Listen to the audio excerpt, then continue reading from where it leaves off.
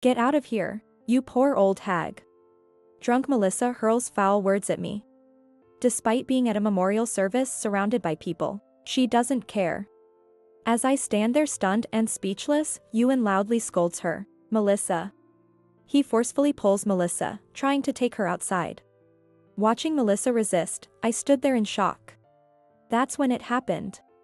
Kate, who was beside me, quietly began to speak. My name is Yolanda, 73 years old. I live alone in a house in the countryside. My husband Ashton passed away 2 years ago from a heart attack. It happened so suddenly that I still can't believe he's gone. Many people have been concerned about me over these 2 years as I was in a daze. But what really helped me recover was my home garden. Growing vegetables was something I continued doing even when Ashton was alive. My family originally ran a farm on this land.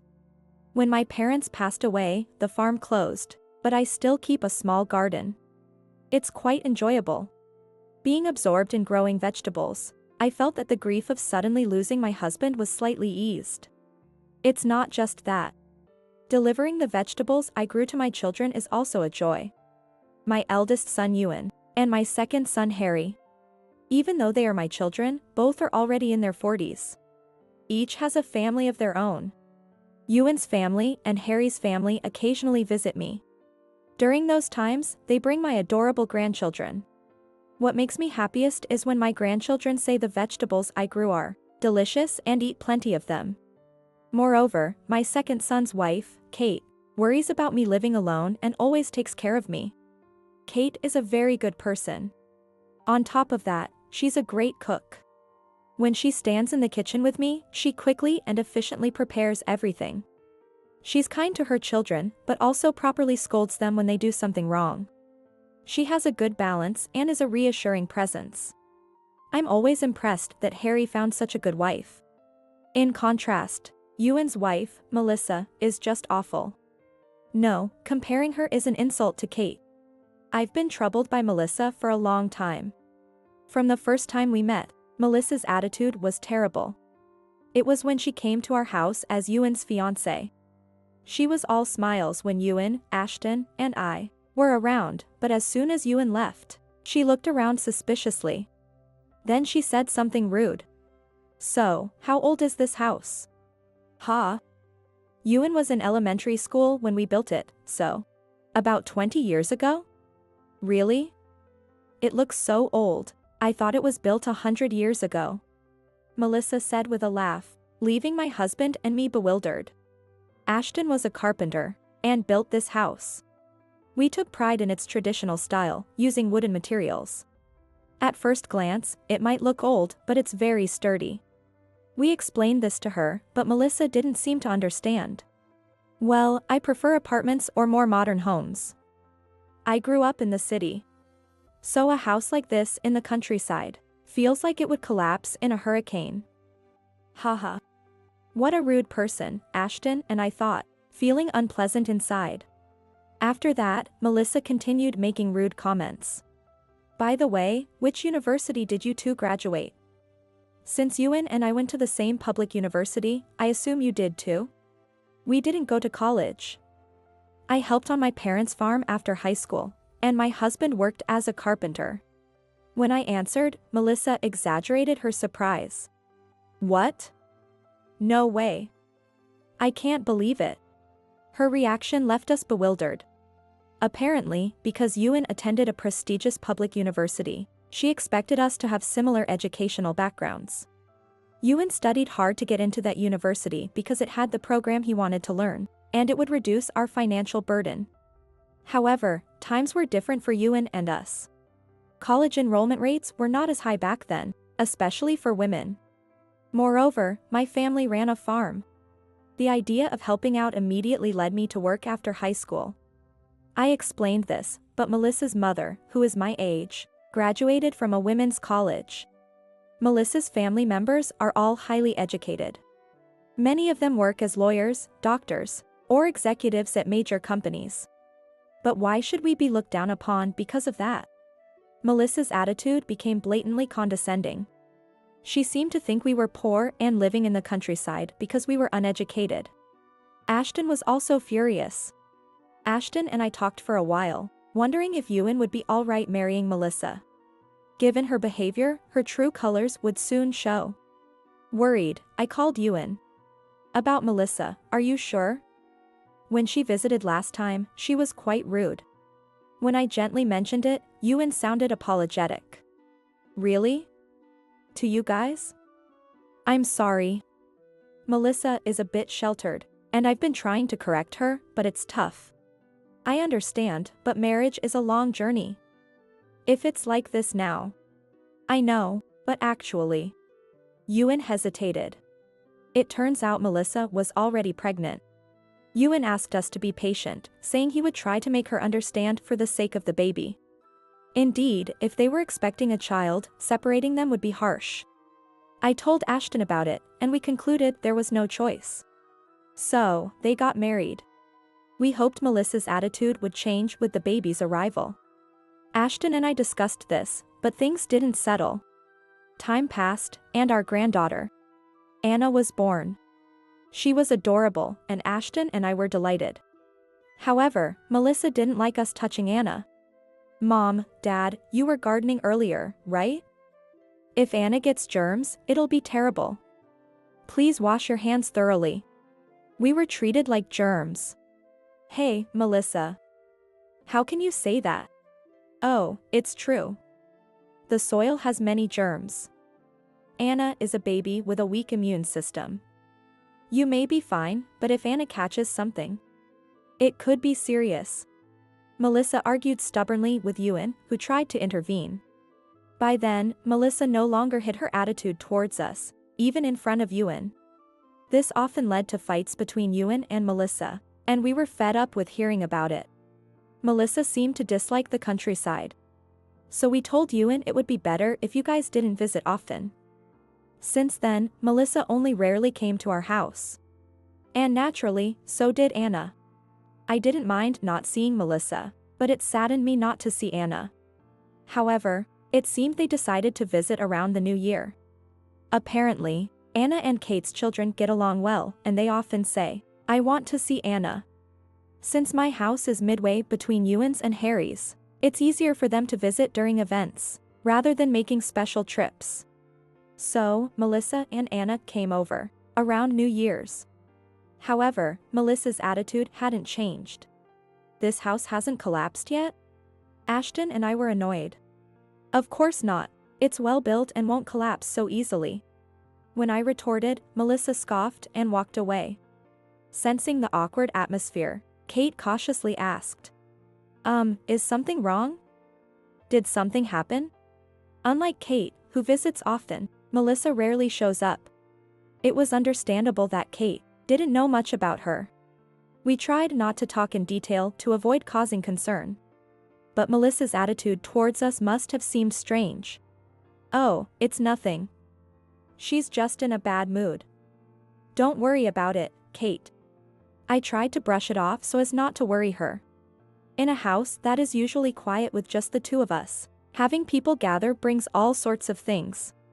Lively conversations and grandchildren running around. In the city, this might draw complaints from neighbors, but here in the countryside, our neighbors are far enough away. Our city-dwelling grandchildren can play freely. At that moment, Melissa suddenly appeared and called out to Anna. Anna, we're leaving now. What? We just got here. I want to play more. Anna protested, but Melissa was unmoved. It's going to rain tonight. Staying in this rundown house will be a disaster. What? What an outrageous thing to say. I just explained that the house is sturdy. Well, we'll be going then. Melissa forcibly grabbed Anna's hand and started to leave. It was pitiful. But anything outsiders said wouldn't make a difference. By this time, Ewan seemed to have resigned himself to Melissa's behavior. He calmly prepared to leave. In a last-ditch effort, I quickly packed some freshly harvested vegetables for Anna. If you like, eat these vegetables at home. They're fresh and delicious. Wow. Anna eagerly reached out, but Melissa stopped her. Mother. I can't trust vegetables that aren't from an organic supermarket. Don't give her strange things. Strange things. Ignoring my words, Melissa dragged Anna out the door. As I stood there speechless, Ewan murmured apologetically, "I'm sorry, Mom." And then Ewan's family left. I was in shock. I couldn't believe how unreasonable she was. Ewan later told me that Melissa was bad-mouthing me to Anna. Melissa, having grown up in the city and attended a top university, often said she wanted to raise Anna the same way. "Don't get close to the countryside like Grandma, or you'll end up poor and uneducated." That was Melissa's constant refrain. When she insulted his mother, Ewan would retort. But this only led to constant arguments and a cold atmosphere at home. I sighed. I didn't care about myself anymore, but I felt sorry for Anna. I wanted to help her somehow. But I couldn't interfere in their marriage, so Ashton and I were at a loss. As time passed, Ashton passed away. I was engulfed in sorrow, but had to prepare for the funeral. Busy dealing with the funeral home and guests, Melissa appeared. I was too busy to have a proper conversation.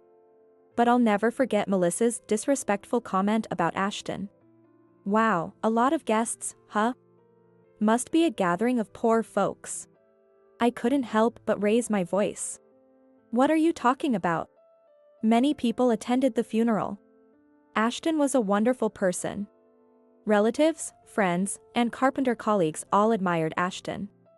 Everyone mourned his death, many with tears. Calling it a gathering of poor folks was too much. I couldn't tolerate it anymore. "Do you enjoy mocking people all the time? Can't you be quiet, at least today?" I finally yelled. But Melissa replied coolly, "I didn't mean to mock anyone. But if it sounded that way, I'm sorry. I'm just being honest." Was that supposed to be an apology? Her unapologetic tone made my head spin. To cool my head, I stepped outside for a deep breath. I was done. I vowed never to associate with Melissa again. And for a while, we didn't see each other. A year later. Today marks 1 year since Ashton passed. Time flies. Despite the lingering summer heat, I hurried to the venue. With many relatives gathered, we rented a large venue for a meal. Inside, I greeted Harry's family, who arrived early. Kate was quick and efficient, which was a big help. Then, Ewan's family arrived. It had been a year since we last saw each other. A cold atmosphere surrounded them. Anna seemed a bit taller, but her anxious expression worried me. Melissa also looked stern. I thought she might find an excuse not to come, but surprisingly, she showed up. While Melissa stepped away, I spoke to Ewan. "Why did Melissa come? What changed?" I asked her to come. "I'm sharing family memories in the opening speech today, hoping Melissa will understand more about Dad and you." "I see. That's thoughtful, but will Melissa change?" "I don't know. But I'll give it a try. If it doesn't work, then..." Ewan trailed off, looking down just as Melissa returned. She sat down without even looking at me. I doubted she would ever understand us, but I decided to keep quiet out of respect for Ewan's resolve. The memorial service started promptly. During his speech, Ewan shared family memories. He talked about his kind father. Memories of being carried on his shoulders as a child. The house Ashton built. The vegetables we all ate that we grew together. Tears streamed down my face before I knew it. Looking around, everyone else was crying too. Anna also seemed to be holding back tears. Among them, only Melissa sat calmly drinking. I had a bad feeling. After Ewan's speech, while everyone talked about Ashton, Melissa looked obviously bored. Ewan's plan had failed. Listening to stories about Ashton didn't affect her at all. How could someone be so heartless? Fed up, I said. "Melissa, you must be bored. Why don't you go home?" Melissa glared at me. "What? I came here for the free booze and fancy food. I haven't eaten yet, so I'm not leaving." I was speechless at her words. Is this what it feels like to be at a loss for words? Melissa continued her tirade. "Aren't you living on a pension? You should enjoy the fancy food now. You usually only eat those pitiful vegetables. Melissa. How can you say that? Leave now. Ewan shouted desperately. But, perhaps due to the alcohol, Melissa didn't stop. Why should I leave? It's your mother who should go. Poor old hags like her don't belong here. Melissa hurled insults at me with foul language. The room fell silent. As I stood there, stunned and speechless, Ewan yelled, "Melissa." He tried to drag her outside. Watching Melissa resist, I was in shock. Then, Kate spoke up. "Melissa, don't you know?" Melissa responded with a puzzled, "Ha," to Kate's strained voice. "Mother is neither poor nor lowly." "What are you talking about?" "She's been scraping by on a small pension since Dad died."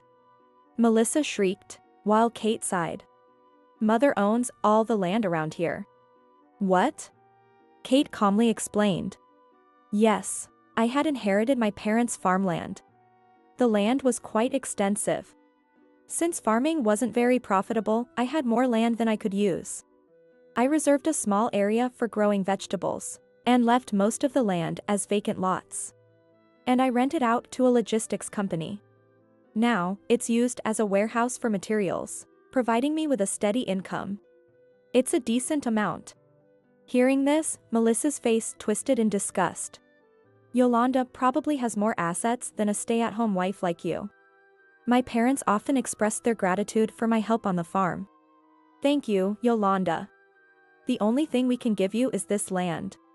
It might be useful someday, even if it's just countryside land. My parents have long since passed, but I am truly grateful to them." "That can't be. Don't lie to me." Melissa screamed in confusion. Louder than her, Ewan shouted. "Enough already." Melissa flinched. Taking advantage of this moment, Ewan pulled Melissa outside the venue. Immediately, relatives began asking, "Are you okay? What happened to Melissa? Did she drink too much?" I was busy trying to calm everyone down. When I took a breath, I noticed Anna sitting alone. "Anna, I'm sorry you had to see that." "No. I'm sorry my mom said such terrible things to you, Grandma." Despite being hurt by the chaos, Anna still showed concern for me. Why does such a kind grandchild have to be caught up in this? Feeling helpless, I saw Anna look at me with determination. "Grandma, I have something to say to my mom. Can you come with me to see them?" I hesitated, not wanting Anna to witness more of Melissa's behavior. But seeing the resolve in Anna's eyes, I agreed. "All right." I took Anna outside the venue. In the parking lot, Ewan was glaring at Melissa with an anger I'd never seen before. "Please reconsider. I beg you." Melissa, now timid, spoke in a quivering voice. "I've told you many times before. If you insult my parents again, it's over. How many times have you disrespected them?" Ewan shouted, and Melissa mumbled. Ewan later told me that he had been discussing divorce with Melissa for quite some time. But Melissa refused to agree, using Anna as a shield, claiming it wouldn't be good for her. Using Anna like that is despicable. In retrospect, Melissa's attacks on me worsened around the time Ewan started talking about divorce. It seemed like she was taking out her frustrations on me, a childish behavior. Despite her education, she lacked something fundamental as a human being. Melissa continued to make excuses. "I told you, I don't want Anna to end up like your parents. I want her to get a proper education and work in a big city company. Not in this countryside. That's what's best for Anna." Melissa's voice trembled as she said this. Anna slowly approached her. "Mom. Anna. You agree with me, right?" Melissa clung to Anna. Anna glanced at her mother coldly and said, as if spitting out the words, "Mom, you embarrass me." "Anna. How can you say that? I'm doing this for you. Don't blame me. You just don't want to give up being a housewife. This isn't for me at all." Anna's resolute face looked so grown up. "I'm tired of it. Your behavior is awful, Mom. You always say terrible things to Grandma and Grandpa, and you never listen to me. I can't stand it anymore. I asked Dad to get a divorce. Melissa looked stunned, unable to speak at Anna's sharp words. Anna continued. I love Grandma and Grandpa. I love the vegetables they grow. Even though I haven't been able to eat them lately because of you. I have a dream. You know. I want to grow vegetables like Grandma. I want to learn how to make them delicious and support farmers. I was taken aback by Anna's words. Melissa was even more shocked, looking bewildered. What are you saying? I don't want to become a cold, unfeeling person like you, Mom. Anna's words seemed to hit Melissa hard. She trembled in shock. Ewan seized the moment. Anna is saying so too. Melissa, I want you out today. I'll send the divorce papers to your parents' house later. No. Tears flowed from Melissa's eyes. It's too late for tears. I stood before her. Melissa, your education might be impressive, but you lack any compassion. This is all your fault. We probably won't see each other again. But try to become a decent person. Goodbye. Whether my words reached her or not, Melissa kept her head down, crying and groaning. I had said everything I needed to say. I was done with her. Let's go, Mom. Anna.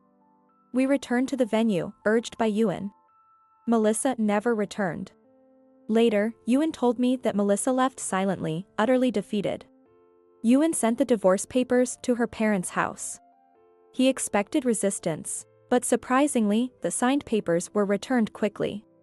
Anna's words must have really hit her hard. Anyway, Ewan and Melissa's divorce was finalized without trouble. Peaceful days followed. One day, I received an unexpected call from the logistics company renting my land. Is this Yolanda? A thief broke into the warehouse earlier, and our employees caught the thief trying to steal materials. A thief? Yes. The thief kept shouting that it was all your fault. With a bad feeling, I rushed to the warehouse. There, I saw scattered materials and a woman surrounded by employees. Melissa. I was shocked. Her hair was disheveled, and she was in a dirty sweatshirt, but it was definitely Melissa. She used to be so put together, it was hard to believe.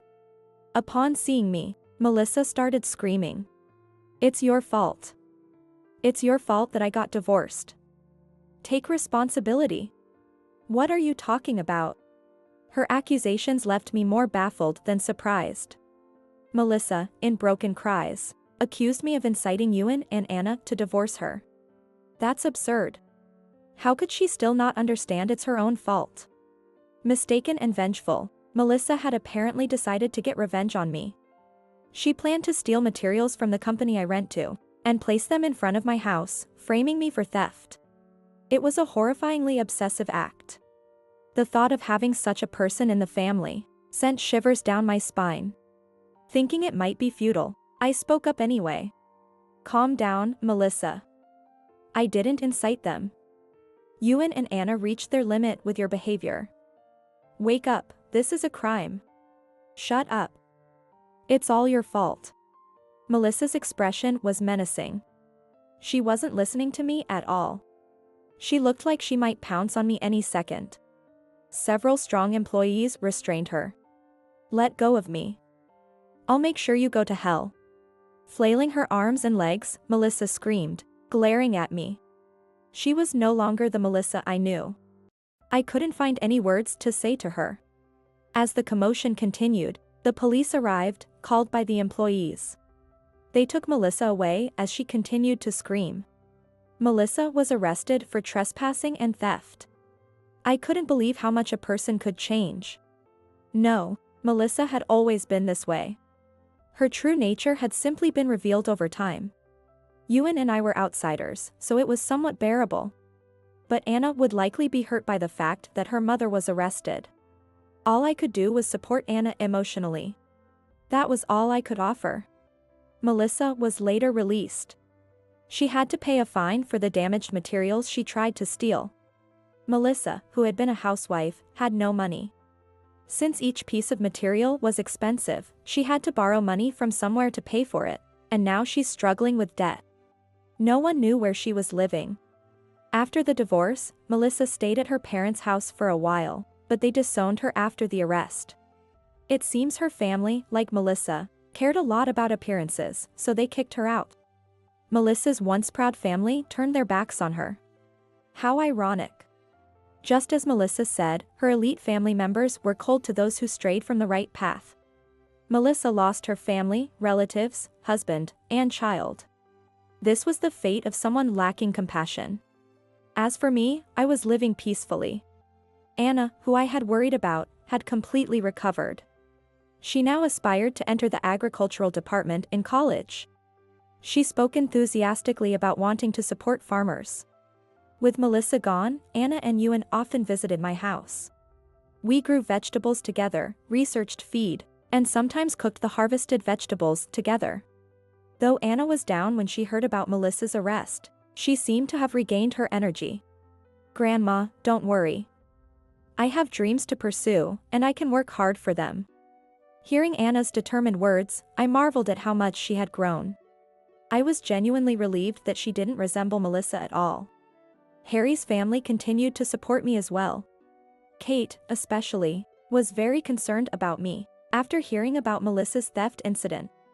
"Please let me know if you ever need anything," she said, offering her help. Without Kate, I would have been worn out from Melissa's repeated disturbances and remained in despair. In times like these, I realized something. More than education or anything else, having someone who stands by you is what truly matters.